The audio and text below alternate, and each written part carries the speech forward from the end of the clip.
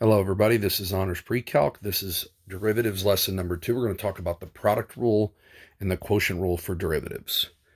So when we look at the product rule, if you have a function times another function, you just cannot take the derivative of the first times the derivative of the second. It doesn't work that way. What you have to do, and again, remember this notation. This means take the derivative with respect to x of f times g. The way the product rule works is you take the derivative of f times the function g, and then you add the function f times the derivative of g.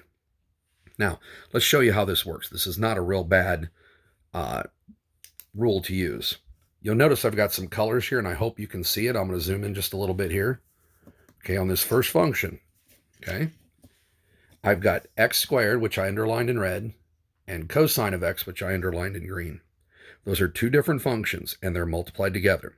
So we're going to have to use the product rule. Now, please get used to this. F of x, what's the derivative? F prime of x. That notation is important, okay? Now, the rule says you take the derivative of the first function, which is x squared. Okay, so what's the derivative of x squared? Remember, we're going to use a power rule. Bring that 2 out front, so it'd be 2 times x.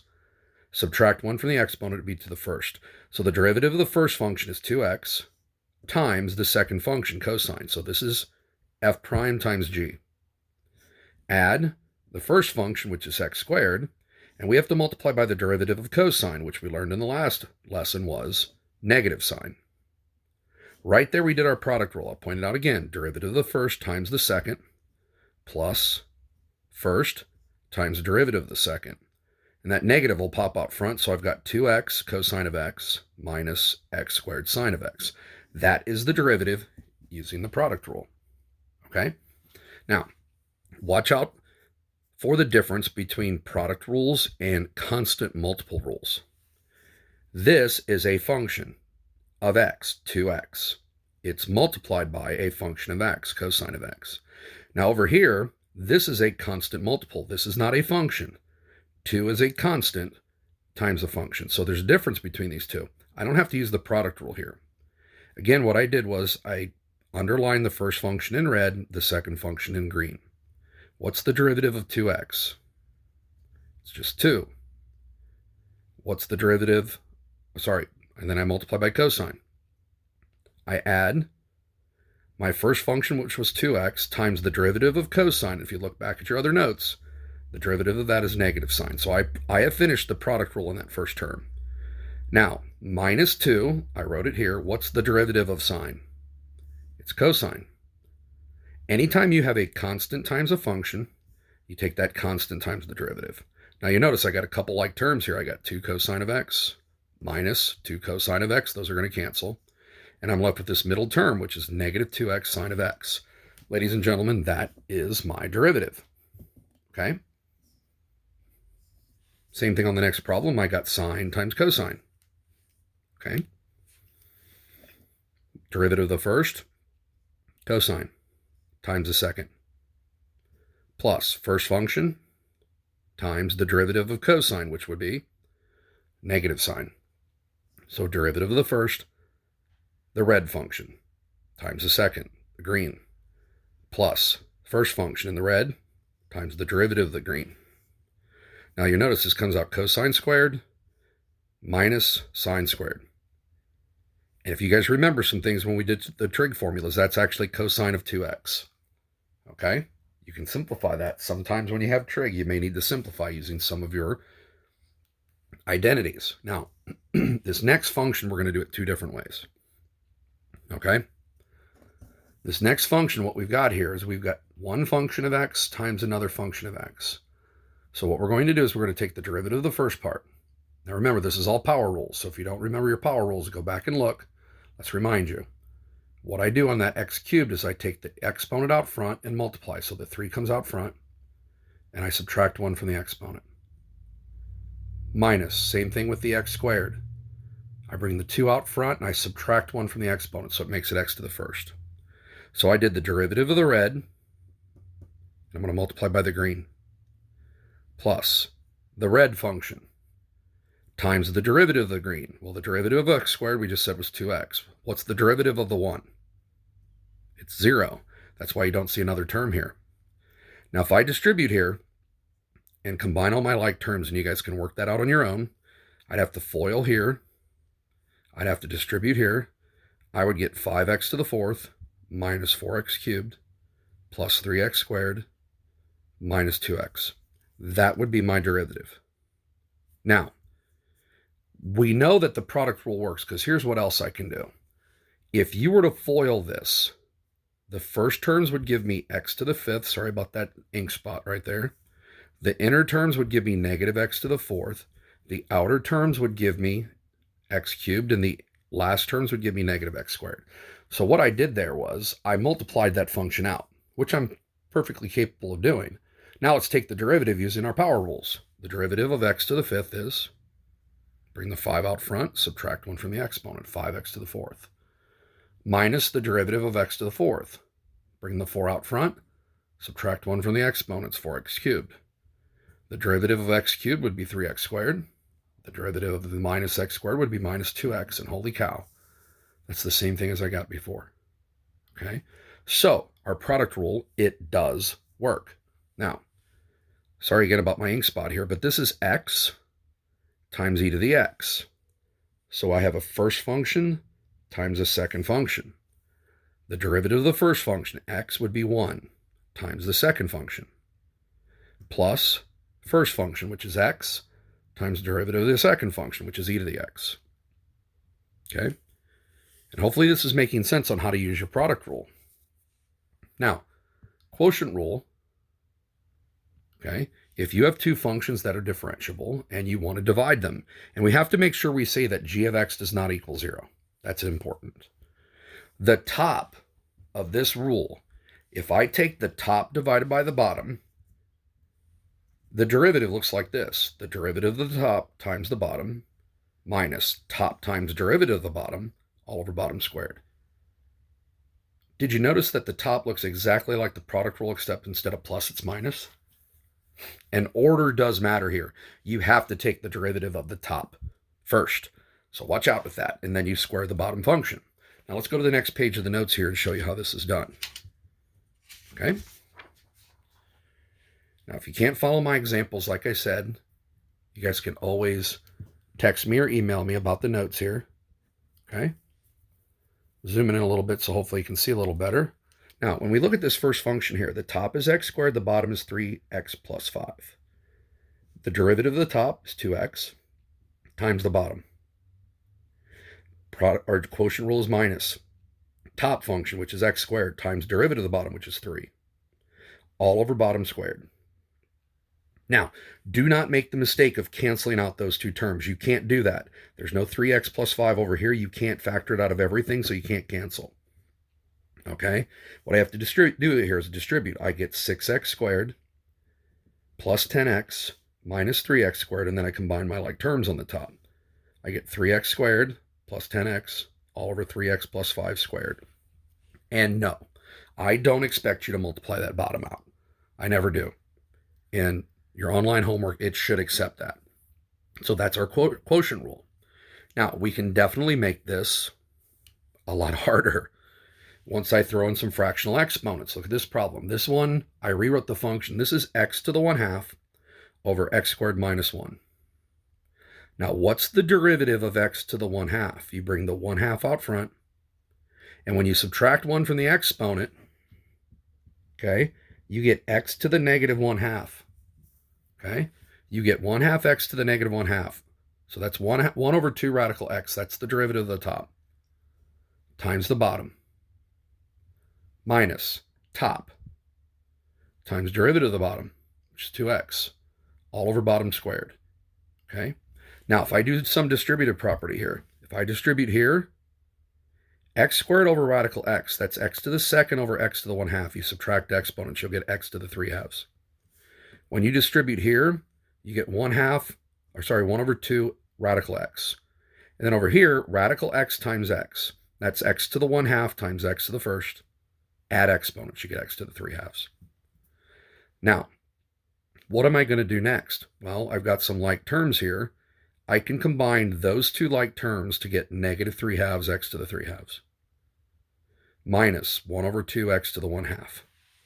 And what stinks about this particular problem, and I'll tell you what, on your homework, you might want to try and enter that and see if the program will actually accept it. I always try it first in case I don't have to simplify. But what I have to do here to simplify is multiply by the common denominator. 2 times radical x is the common denominator. Look, I have a 2 on the bottom there, a 2 on the bottom there, and a radical x. So I multiplied the top and the bottom by 2 radical x. If I distribute here, 2 times negative 3 halves is negative 3. X to the 1 half times x to the 3 halves, what do you do with those exponents? You add them. Gives me 2. Here, when you distribute, those are going to cancel and just give you minus 1. All over 2 radical x times x squared minus 2 to the 1 half. There's my simplified derivative. You notice more of the work here is probably with simplifying. I don't think the derivatives take very long. It's the simplifying that takes a long time. Now, tangent.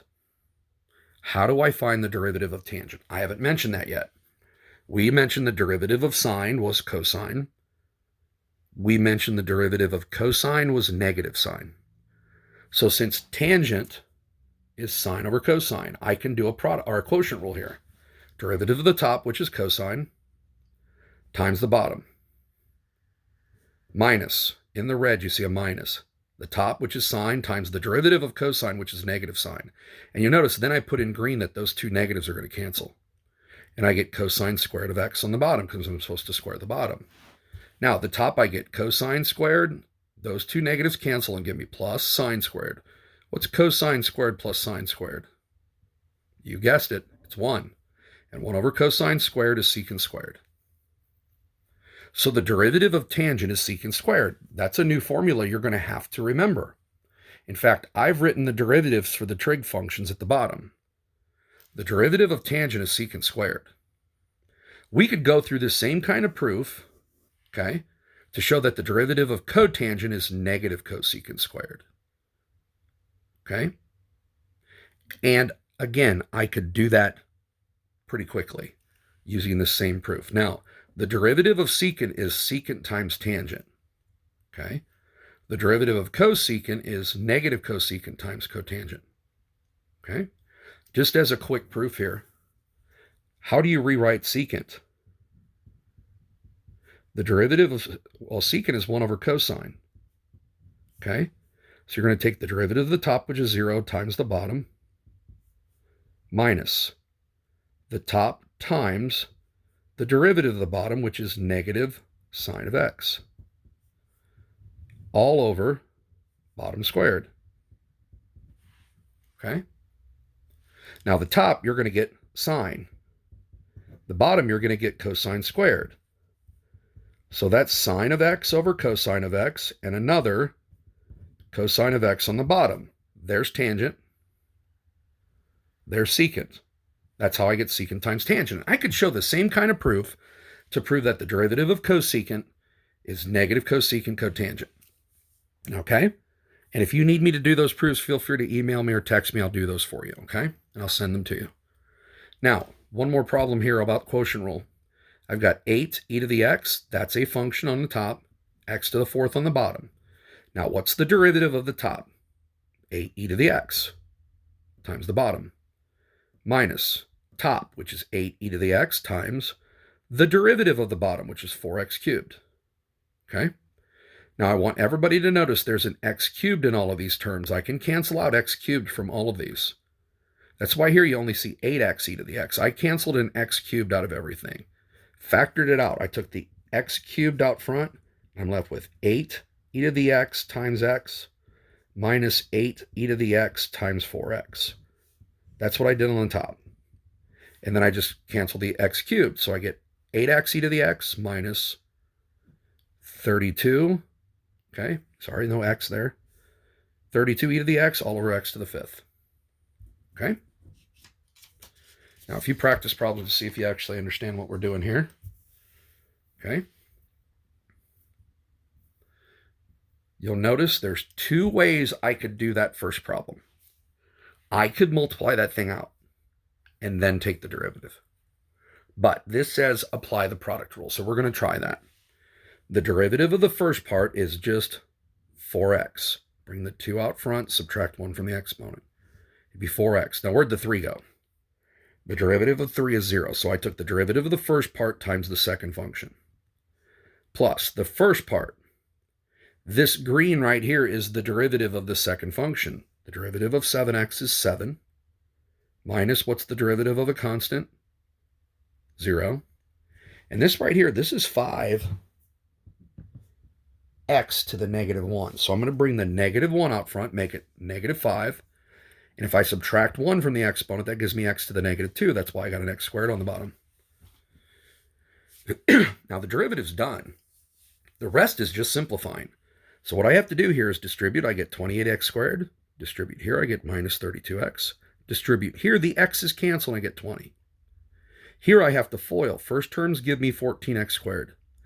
Outer term, the x squareds cancel, I get minus 10. Inner terms, I get 21. 3 times negative 5 is negative 15 over x squared. And then all I did was combine like terms. The 28x squared and the 14x squared. Negative 32, didn't have anything to combine that with. 20 minus 10 plus 21 is the 31. And there's the minus 15x squared over x squared. There's my derivative. Okay? Now, again, what is a derivative? A derivative is the slope of a tangent line. So I could use that derivative there to find the slope of a tangent line at any point on that original curve. Okay? Now, this next one's a little bit harder to do. Remember, radical x or radical s is s to the 1/2. So when you see me doing this, this is going to be, radical s is s to the 1/2. When you see me doing this, this is going to be a power rule. Bring the 1/2 out front. It'd be s to the negative 1/2. That's the derivative of the top, because the minus 4, its derivative is 0. And then you multiply it by the bottom. Minus top. The derivative of the bottom is the same as the derivative of the top. It's 1/2 s to the negative 1/2. And what happened to the 4? The derivative of the 4 is 0. And then I square the bottom. Now what I do here is I'm going to distribute 1/2 s to the negative 1/2 times s to the 1/2. Those are going to cancel and just give me 1/2. If I take 1/2 s to the negative 1/2 times 4, I'm going to get 2 over radical s. That's an s, not a 5. That's an s. Same thing over here. If I distribute, the radical s's are going to cancel. I get minus 1/2. That negative times that negative gave me a positive, and 1/2 times 4 gave me 2, and then the s to the negative 1/2 goes on the bottom. I get 4 over radical s when I combine like terms. And again, I have a fraction within a fraction, so I multiply by the common denominator, top and bottom. I multiplied by radical s. So I get 4 over radical s times the quantity radical s plus 4 squared. So that top problem was a product rule. The second problem was a quotient rule. And this next problem bothers me a lot because too many people do it the hard way. This can be done with a product rule or a quotient rule, but it's so much work. Why not just split this up into 3x to the 5th over x cubed plus 8 over x cubed? That would be 3x squared plus 8x to the negative 3. When you have one term on the bottom, you can split that fraction back up into separate fractions and then just use power rules. So when it has this, again, what's that mean? It means the first derivative of y. So what's the first derivative of 3x squared? 2 times 3, 6.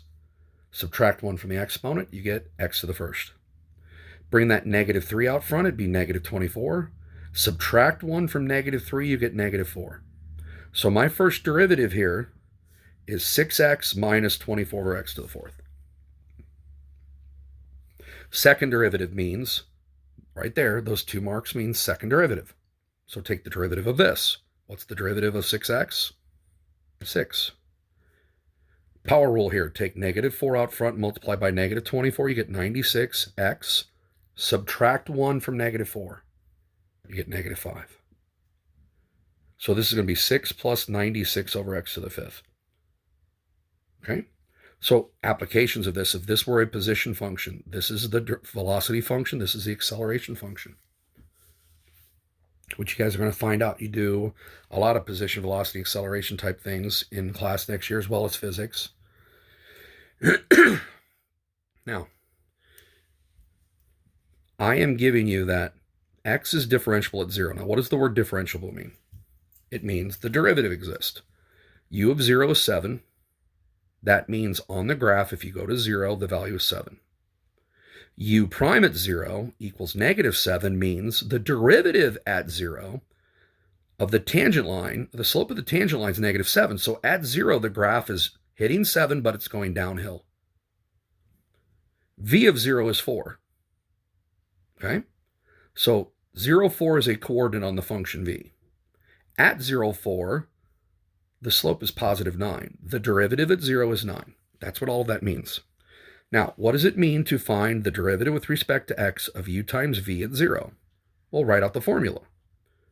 This is a product, so I'd have to take derivative of the first, which is u prime, times the second function, v, plus u times the derivative of v. Now let's plug in values. What is u prime? It says right there, it's -7. What's v? Well, v at 0 is 4. What's u? U at 0 is 7. And what's v prime? V prime is 9.